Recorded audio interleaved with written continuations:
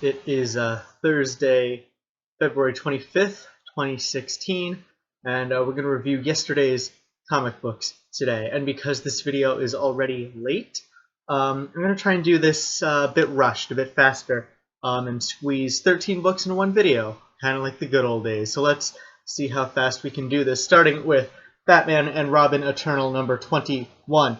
In this issue, we find out more. This issue takes place almost entirely in the past, and from Batman's perspective, which is kind of rare from this miniseries. We see how Batman is dealing with the fallout of the death of Harper Rowe's parents, him deciding whether or not to adopt Harper as he did Dick and make her a new ward of his, and whether or not that plays directly into Mother's hands.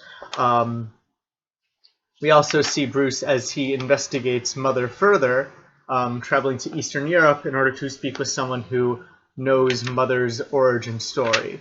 So we also find out how Mother was created, and it was very much in the same way as Batman, very much in the same way as Harper Rowe, in that she is also a child of tragedy who witnessed her parents die in front of her.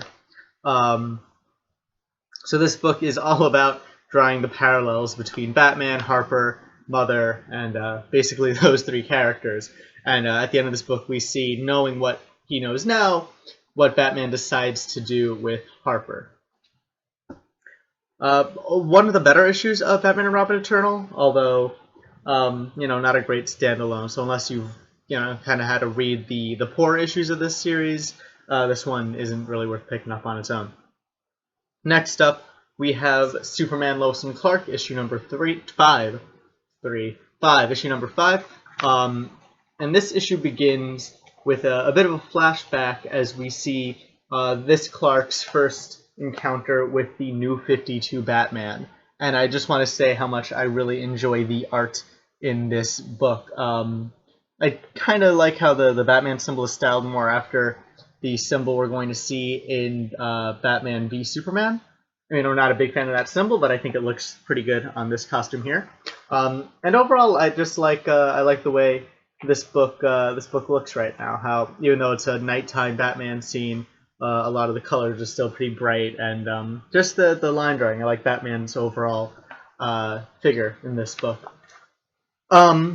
After dealing with that, we have the continuation of Clark's fight with Blank, and he goes all Papa Bear after Blank threatens Lois and John.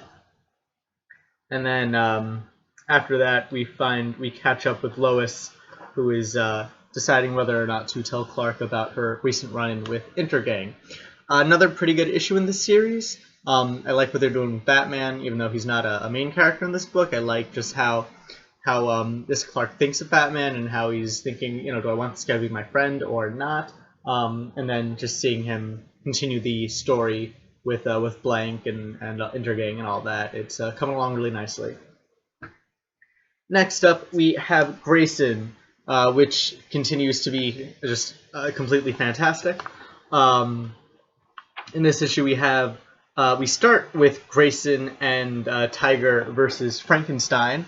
And I'm liking the art in this book too. Lots of bright. It's a little busy, a little messy, but again, lots of bright colors, which I always enjoy. And everything looks like, even though it's very busy in scenes like these, you can still tell where everyone's supposed to be, who everyone is, what's happening, and all that. So I don't think it gets too busy, and a lot of that is just a jungle background. B-plot, I guess, follows the Syndicate, the group of spies that Helena hired to take down Dick and Tiger, and the Syndicate come up with, and we see what the Syndicate is doing behind the scenes, how they're hunting Dick and Tiger, whether or not they're going to cross Helena or not. I guess that's a redundant sentence I just said. But we also get to see kind of the antagonist POV in this book a little bit too. And then this issue ends with a fight between Dick and Grifter, and Tiger and this pink robot, shrinky robot thing, who I'm not sure if that's a character I should know or not.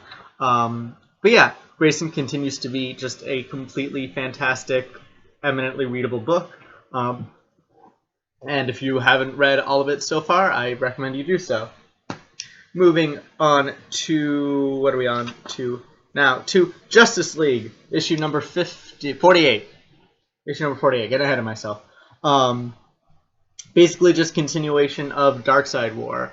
We have the coming together of the Justice League and the Injustice League as they prepare to go against Mobius and take the fight to him, which does not go as well as they would like.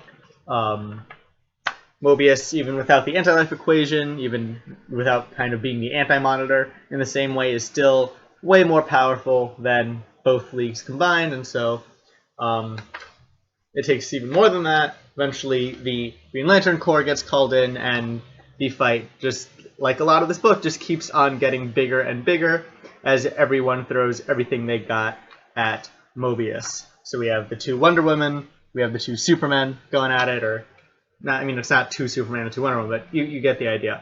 So yeah, just the kind of the beginning of the end here with Darkseid War, where just again everyone's trying to dogpile on Mobius.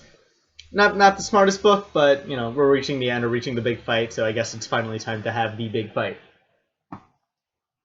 After that, we have Dark Knight issue 3. Yeah, I mean it is issue 3. Dark Knight Returns 3, issue 3. And in this issue, geez, what happens? I mean, not a lot, but pretty big stuff. So in this issue, we find out that Bruce is not dead. He is just retired, and he's convinced the world he's dead because if he can't be Batman, he doesn't really see a point in kind of being alive, or at least being a public, having a public life. We then, Bruce and Carrie then see the broadcast of a Quarn, which is, I can't pronounce, Q-U-A-N, Quar, there is no N, of Quar. And we see that he's Kryptonian, he's kind of this religious cult leader, and we see him order one of his men to take a pill, which turns the Kryptonian into a nuke on top of St. Petersburg. So we have Quar, who, and that's the reason I thought his name was Quarn, is because, and I don't know how much this is Frank Miller, I don't know how much of this is intentional, how much of it is just kind of me drawing conclusions that aren't really supposed to, intended to be there, but, I mean, this is a suicide bombing done by a religious leader, or a leader who uses lots of kind of religious rhetoric, and demands that people surrender or get nuked. His name is Quar. I'm seeing lots of, kind of Muslim extremist sort of things here. And not to say I sympathize with Muslim extremists, but I do sympathize with non-extremist Muslims, and naming your villain one letter short of Quran, their holy text, is it's a little risky, I think, and I hope that this book decides to not go in that direction, not make this an East versus West thing. Because there's also lots of more interesting stuff I think they play with in the book, with Quarn talking to Lana, and it gets very kind of Ubermensch-y.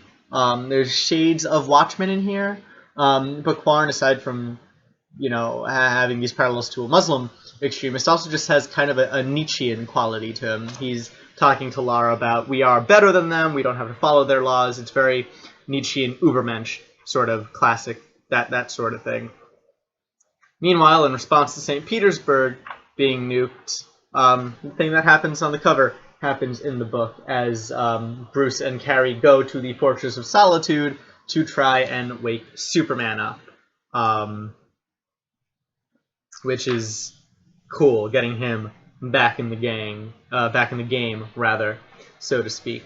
The little tiny in story is a Green Lantern story, which didn't really do anything for me. It involves Green Lantern going to Egypt, talking to Quarn's multiple wives, which again kind of increases the whole Muslim extremist sort of parallels between him. and his wives are wearing kind of hijabs. I think hijabs is the right word for that. I hope it is. I hope I'm not insulting anyone. And yeah, that happens. Again, the little mini story didn't really do much for me this time. Also, just flipping through, I noticed that, again, with the whole Muslim terrorist things, that this is very evocative of 9/11, having the shot of Manhattan with the smoke rising from it. I mean, we have the Freedom Tower right there, but that's again where the Twin Towers used to be. I think there's a heavily implied sort of thing going on with all that, and I hope this book treads carefully and is respectful of the I think like 1 billion people on the planet who have this religious belief and aren't insane. So, but otherwise, other than treading on some not too on some thin ice, I'm liking this book a lot. I'm liking the art. I'm liking the storytelling. I think it's effectively told. I think it's well done overall. A lot better. Again, just this book keeps on getting a lot better than I initially expected it would be, and yeah, it's a surprising recommend for me after all is said and done. Next up, we have Daredevil. Yeah, this book is still Daredevil. It's still the same level of quality that it has been, which is good. I really like this initial image of Daredevil here. I think this is just a really cool. It's not a spread, just a really cool, I guess, page. Here I'm really liking the costume design and all that. That like I didn't quite notice. Like, oh, this is actually pretty cool looking stuff. In this issue, plot-wise, Matt Murdock tries to, enlists, I guess, old Steve Rogers, who is no longer Captain America. They end up helping each other. You scratch my back, I scratch mine. Matt calls Steve to ask for help. Steve is like, well, first, get rid of this bomb in Manhattan for me. And so we have Matt as Daredevil infiltrating this building and getting rid of a bomb in the building, or basically busting up these bomb makers' bomb factory in this building. The reason that Matt went to Steve is because Matt's having a bit of a crisis of consciousness. Ten Fingers visited him at work and discussed his whole motivation for being kind of a cult leader, which strikes Matt as very similar to the reasons that he became a hero, and that they both realized that they had power, and they both are taking it upon themselves to save people. Of course, the way they save people are very different, but it's enough to get Matt thinking, am I doing the right thing? Even if it's not saving people, is Ten Fingers giving them like some sort of hope, something to live for or whatever? So there's a bit of a moral quandary going on there. We get a little insight into the into who Blind Spot is and his whole arrangement in Chinatown regarding Ten Fingers and all that. And we get more and more kind of hints that Matt Murdock pulled a one more day, because he keeps on saying how Steve has forgotten his name, Steve has forgotten that he's blind, and all these other things that Steve once knew that he doesn't anymore because of something that Daredevil did.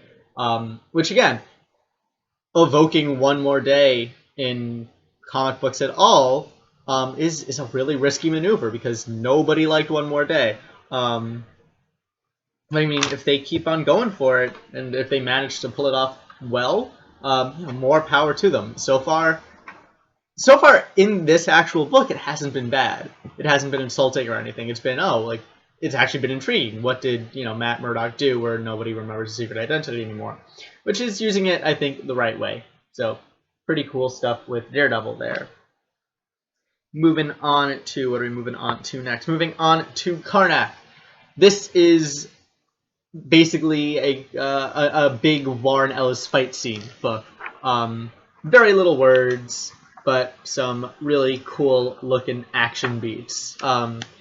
Warren Ellis really knows how to write a fight scene to make every hit count, make every hit feel powerful, and kind of really demonstrate the competence of everybody fighting. It's a bit of a competence porn thing, and the art translates that just really well. Again, you feel every kick, every punch, and that Karnak is basically untouchable makes you think, yeah, this guy, and he's untouchable, this guy's a master. And it's really cool to watch and really cool to look. It's structured more like a video game than a comic book, in that you fight off all the mooks.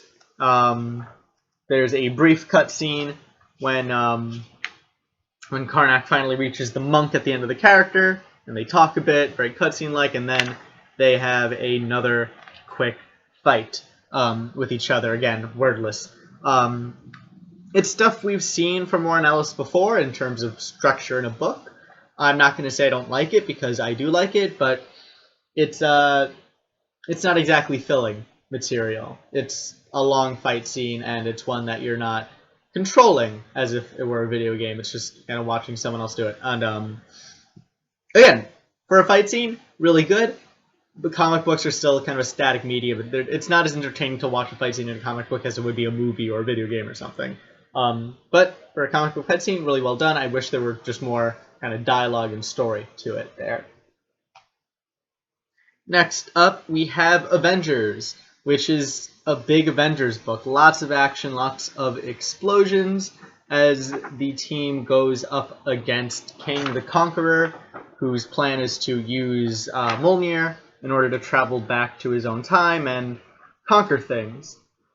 Meanwhile, Ms. Marvel and Nova kind of reconnect over being kicked out of the Avengers. We find out why the Vision has been acting so weird this whole book is because Kang was in control of him, and there's just a whole bunch of big fight scenes as the Avengers start fighting the Vision and fighting Kang, and meanwhile, the Falcon and Jane Foster try to get Mjolnir back so Jane Foster can become Thor again, and the two can re-enter the fray. Again, it's a big action book. That's pretty much all of it. There's some good character moments as Miles figures out how to defeat the Equinoxes, the tons of clones of Equinoxes. We have a duel between Iron Man and Vision. The art, I think, is still just really, really fun comic book, bright color fight scene art. Really enjoying all that sort of stuff. But again, it's a fight scene. There's not much going on. There's some character work at the end sort of bit where it's about you get lots of one-on-ones. It divides the Avengers into kind of couples. So you have Nova and Marvel, you have Sam and Jane, you have Iron Man and Vision because they're fighting each other. Yeah, if you like kind of Avengers stuff, I guess, if you're not looking for intricate character work, if you're not looking for it's a crossover book. It's you go to compare it to the Marvel movies. Avengers is the celebration at the end of developing all these characters and everything. You're not getting lots of exposition out of Avengers. I mean, the original Avengers from, what was it, 2011 at this point? Jeez, it's long ago. You did all the really good creative storytelling stuff in the single movies, and then in the Avengers is just let's put all these characters together and see them fight, and that's entertaining in its own way. So I'm not gonna complain too much about that. Next up, we have what do we have next up? Looking at my notes, we have here we go. Moon Girl and Devil Dinosaur. This book is just really, really good. As what happens on the cover happens, and that is most of the book is Luna and Devil Dinosaur fighting the Hulk, and the Hulk is no longer Bruce Banner. It is Amadeus Cho. If you have been following Hulk, and I haven't really been following Hulk, but the Hulk is now Amadeus Cho, who is also a really smart kid, a bit older than Lunella. I think he's a teenager, older teenager, maybe young adult. Really not that familiar with the character, to be completely honest. But Hulk and Devil Dinosaur get into a fight. Lunella gets herself involved, and it's all a big misunderstanding. But what I really like about this book is that we never lose track of Lunella. Lunella is our central character, and we see all the events through her perspective. We see Hulk coming across as arrogant and cruel. We see Devil Dinosaur, despite him being a giant destructive dinosaur, as being more sympathetic. And what I really like is how Lunella, again, who is this hyper-competent, super smart girl, she's still a kid. She's still, I think, 12, or something. Like she's still, despite all of her her brain power, she's still kind of powerless. And this issue kind of ends up being about how as a kid you can feel like the world is unfair. Like despite how hard you try, despite how hard you work, and how much you think it doesn't matter because you're a kid and it's an adult world. And this book taps into all of that really, really well. It still manages to be an entertaining comic book with dinosaurs and the Hulk and all that.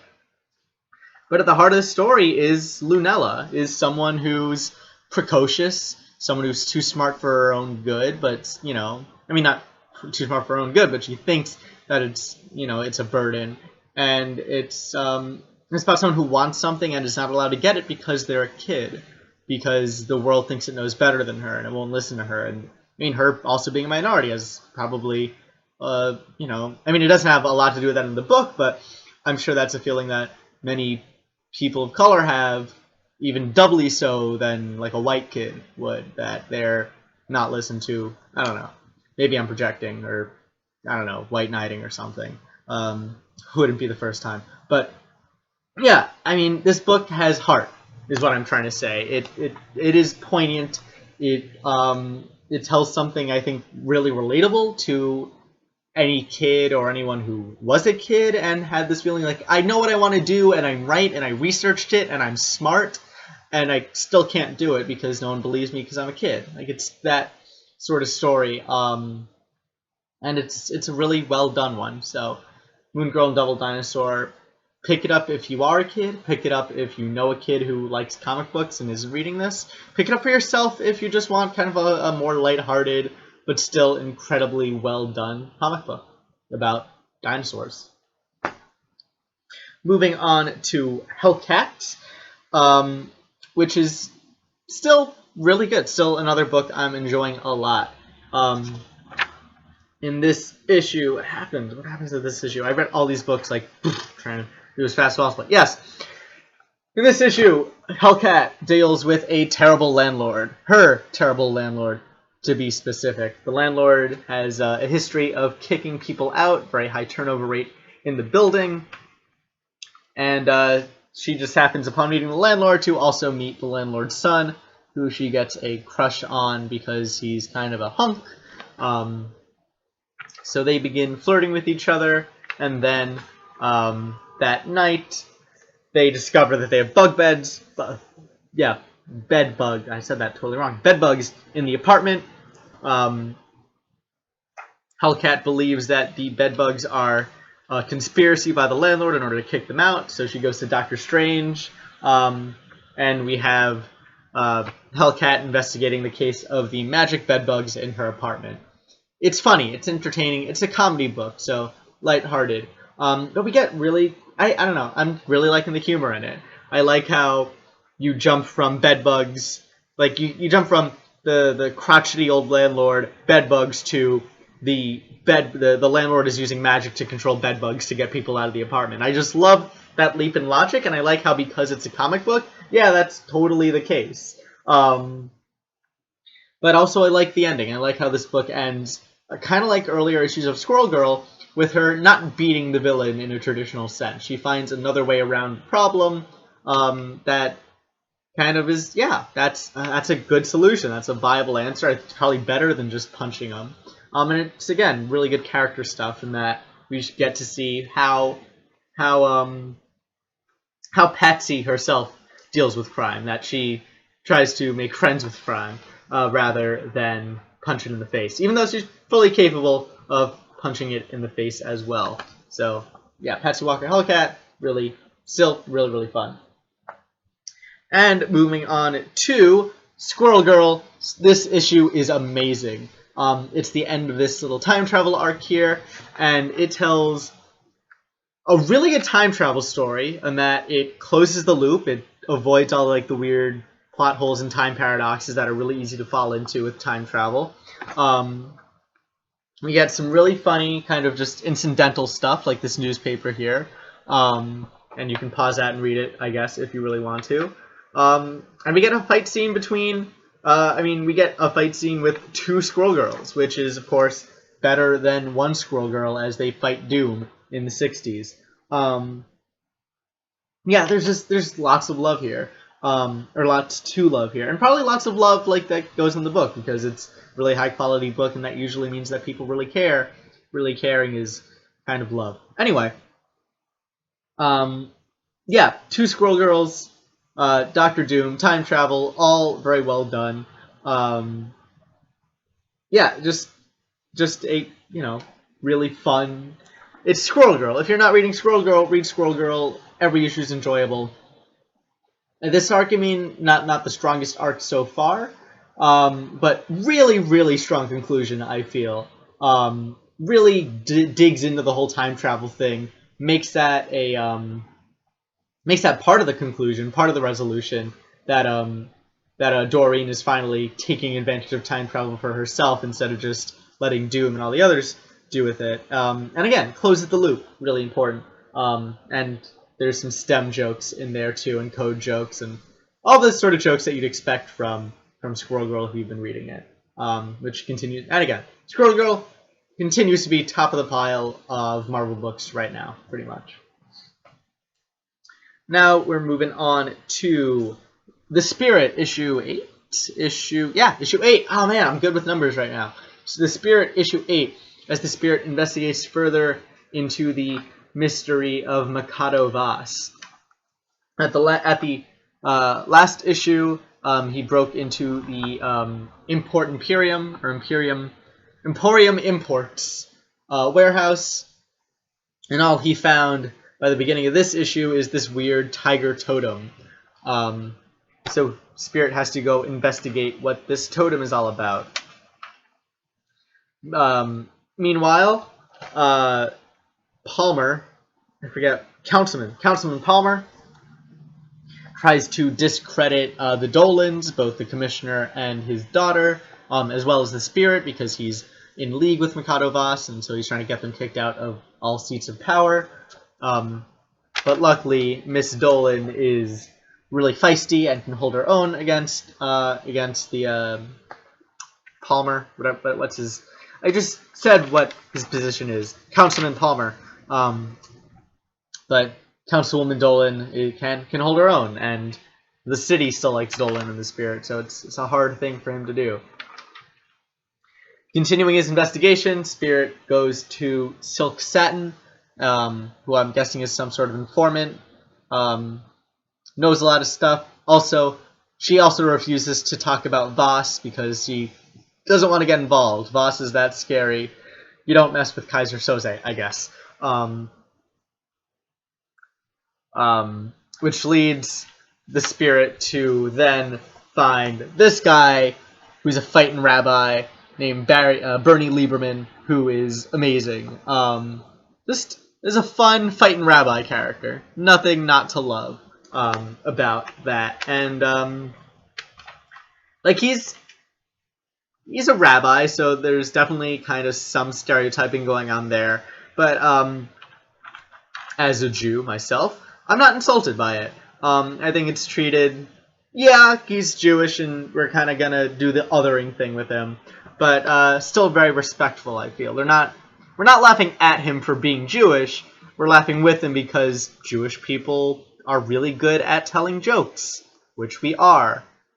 I mean, the Marx Brothers and all that. We have a long history of being really great comedians, and Rabbi Bernie Lieberman continues that tradition of a funny Jewish person in books. And of course, Will Eisner, and Will Eisner was Jewish and wrote about his Judaism and everything, and so, yeah. It's Spirit, still fun. We're getting a little darker. There's some darker moments in this book than there has been in the previous issues, but still mostly lighthearted, pulpy, kind of the Spirit stuff. And the last book for this week is Saga, issue number 34, returning the story to Hazel, Alana, and Marco. So we have Hazel, who just accidentally knocked out her teacher by revealing that she has wings. being helped by Petrichor, who helps Hazel cover up what happened so Hazel does not get in trouble. And these two become closer friends, Petrichor being, I think, transsexual, although it could be gender fluid, and Hazel being, of course, being kind of a hybrid. So you have that, and then we have Alana and Marco reconnecting with Prince Robot and Gus and all that, and trying to convince them to help break out Alana of the detention facility. So we see the reuniting of these old friends in quotation marks, and see what Alana and Marco do in order to convince Prince Robot to help them. And then, I don't want to spoil too much of what happens. So then, I guess, third story here is following the journalists from last issue who have just been captured by the Will. We see what exactly the Will has been up to, why he's gotten so fat, and what he wants from the journalists, why he kidnapped them and is making them walk along this ice planet as much as he has. So yeah, Saga. I mean, this, I think, one of the rare issues of Saga without an ending that makes your jaw drop. Which is, I mean, there's still something there. There's still a hook at the end, but it's nothing heartbreaking, which is good. I mean, it's not heartbreaking. It's also not, like heart elevating. It's not something you want to really, fist pump to, but it's also not something that'll break your heart. Still lots of good moments, but a more evenly toned chapter of Saga all the same. Still one of the better books being published, just in general, in comics. So if you haven't been reading it, pick it up. And that is that for comic books for this week, the week of February 24th, 25th, whatever you want to call it. Again, this video is a day late. So sorry, I had plans. Anyway, that was fast. And but thank you for watching. I hope you enjoyed. And I think, I covered 13 books in half an hour, which is a lot faster than I usually do. Usually that takes way longer. And I still feel that I got to say everything I really wanted to say. So maybe I'll start doing these faster more often in the future now, and try and, saves me time, saves you time. Pretty good win-win, I think, for both of us. But anyway, I want to thank you for watching this video. I hope you enjoyed. If you liked it, please rate it. If you want to subscribe, please do that, and I will try and do these videos on time more often. Of course, if you aren't subscribed, you probably didn't even know it was late in the first place, but, expect these on Wednesdays. What else? So, yeah, please subscribe, please like. Any comments, questions, concerns, book recommendations, suggestions for how to do these videos in the first place, anything, thoughts whatsoever, put them in the comments, and I will do my best to respond to them. Anything else? No, I think that's it. I think that's it for comic books this week. Again, sorry for being late, but thank you for watching, and I hope that you join me next week on Wednesday for some more comic book reviews.